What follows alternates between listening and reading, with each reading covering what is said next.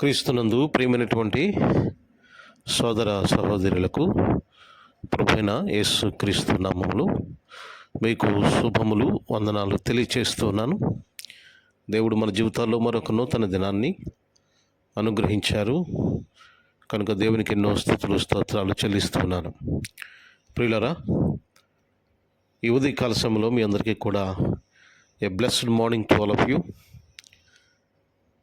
ఈ రోజు కొరకు మన జీవితాల్లో దేవుని యొక్క వాగ్దానం ఏమిటో మనము ధ్యానం చేద్దాం. యెషయా గ్రంథము 43వ అధ్యాయము 1వ వచనంలో ఈ మాట వ్రాయబడింది.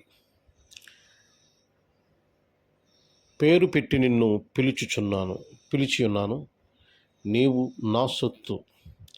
పేరు పెట్టి నిన్ను పిలిచి ఉన్నాను, నీవు నా సొత్తు అనే మాట మనం చూస్తున్నాం.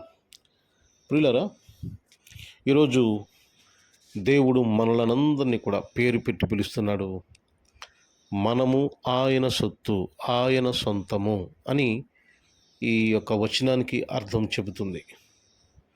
మనము పేరు మన దగ్గర వారిని, మనం బాగా తెలిసిన వారిని పేరు పెట్టి పిలుస్తాం.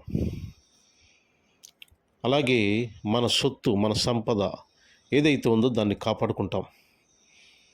ఇక్కడ మనం దేవుని సొత్తు.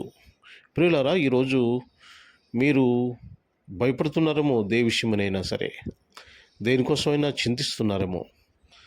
మనము ఆయన సొత్తు కనుక ఆయన మనల్ని కాపాడుకుంటాడు. మనకి ఏది అవసరమో అది ఇస్తాడు. ఈరోజు నీ కుటుంబంలో ఏది అవసరమో అది ఇస్తాడు. తండ్రి కుటుంబానికి ఏది అవసరమో అది సమకూర్చి పెడతాడు. ఎందుకంటే ఆయన సొత్తు, కుటుంబము ఆయన సొత్తు. కనుక మన తండ్రి అయిన దేవుడు మన కోసం ఆయన సమకూర్చి పెడతాడు. ఈ రోజున నువ్వు దేనికోసం చూస్తున్నావు, దేవుడు తప్పకుండా నీకు అనుగ్రహిస్తాడు. ఎందుకంటే మనము ఆయన సొత్తు. ఈరోజు దేని గురించి అయినా భయపడుతున్నావా, నిరాశపడుతున్నావా? ఈరోజు దేని గురించి అయినా నువ్వు బెంగపడుతున్నావా? ఈరోజు దేవుని గురించి అయినా దిగులుతో ఉన్నావా, నిరాశ నిస్పృహలో ఉన్నావా? భయపడద్దు ప్రియమైన సహోదరి సహోదరులారా. ఆయన మనలను పేరు పెట్టి పిలుస్తున్నాడు. మనము ఆయన సొత్తు, మనము ఆయన వారము.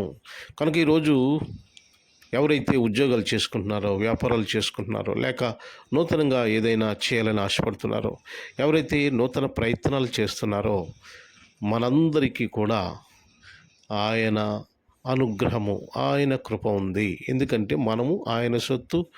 ఆయన మన గురించి ఆయన కేర్ తీసుకుంటాడు ఆయన. కనుక భయపడకండి ప్రియమైన సహోదరి సహోదరులారా.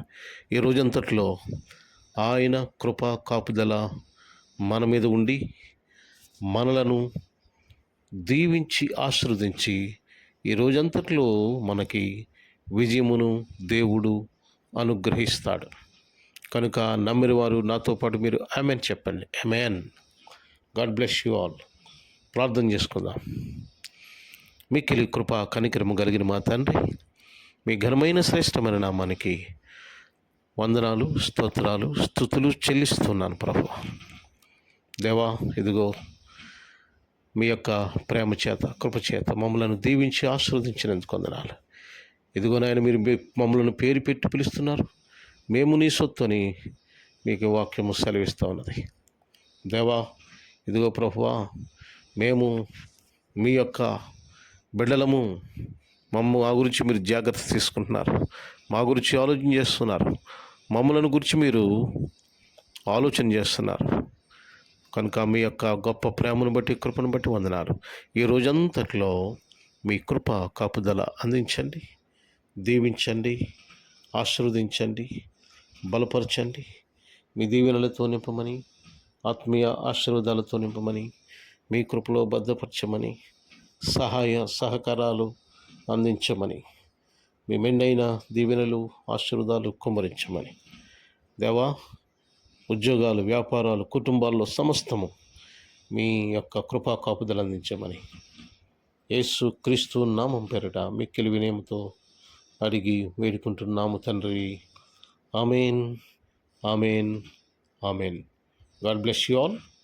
Have a good day. దేవుడు మిమ్మల్ని దీవించును గాక.